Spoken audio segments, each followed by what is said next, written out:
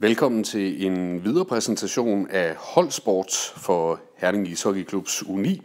Den her gang prøver vi lige at kigge lidt nærmere på, hvordan selve mobilapplikationen den ser ud og fungerer. Allerførst så skal man jo sørge for at hente applikationen. Det kan man gøre enten inde i Google Play eller inde i App Store. Den er helt gratis, og derinde søger man altså bare på holdsport og henter den ned til sin telefon eller til sin tablet for den sags skyld. Og så er man ellers næsten kørende. Det er stort set de samme gængse funktioner, som man kan bruge i mobilapplikationen i forhold til den webbaserede udgave, som vi tidligere har vist en demonstration af. Forskellen er her, at man har ikke mulighed for at lægge nogle ting ind, hvis det er sådan, man som spiller gerne vil oprette noget inde i forum. Man har heller ikke mulighed for at se selve statistikken, som man ellers har i den webbaserede udgave. Men ellers så er der stort set de samme funktioner. Men lad os prøve lige hurtigt at løbe den her igennem. Allerførst, når man har hentet appen, så skal man logge ind med sit brugernavn og sin adgangskode. Og så kommer man så ind til en oversigt, hvor der er selve velkomsten og de kommende aktiviteter, kan man så se her nedenunder.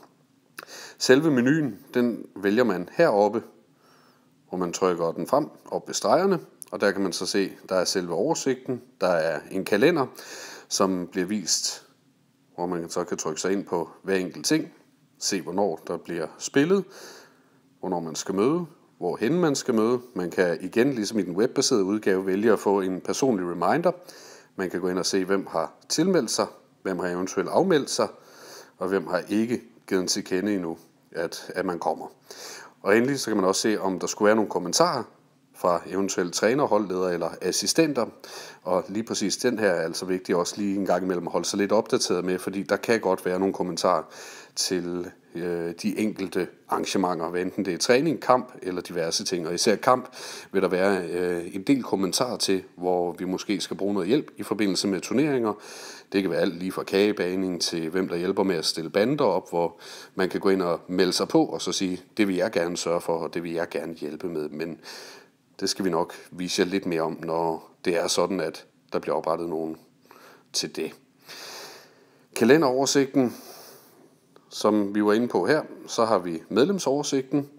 Den ser sådan her ud, om de er delt op efter alfabetisk rækkefølge, og man så efterfølgende bare kan klikke sig ind og se. Igen med billedet, man kan sende sms, man kan faktisk ringe direkte til den, man kan sende en e-mail og diverse ting.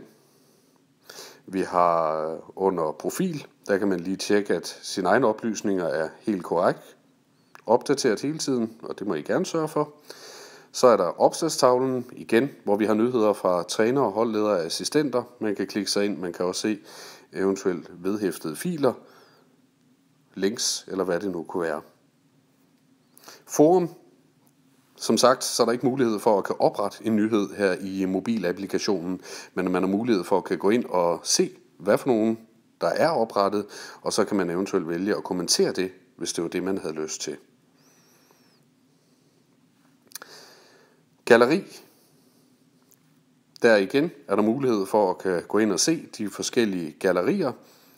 Der er ikke mulighed for at uploade billeder i denne her mobilapplikation, i hvert fald ikke som tingene ser ud lige nu, men der bliver videreudviklet på den her app hele tiden, og der kommer opdateringer sådan forholdsvis tit, så det er en af de ting, der blandt andet bliver arbejdet på.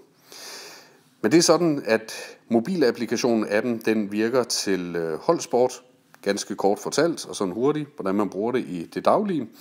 Og som sagt, ligesom med den webbaserede udgave, har I spørgsmål eller andet, så er I meget velkommen til at tage fat i Morten Norup, holdleder for U9, der er 100 meter mester i holdsport, og skal nok prøve at forklare jer, hvordan tingene virker, hvis der er nogle ting, der ikke helt I synes virker, som de skal.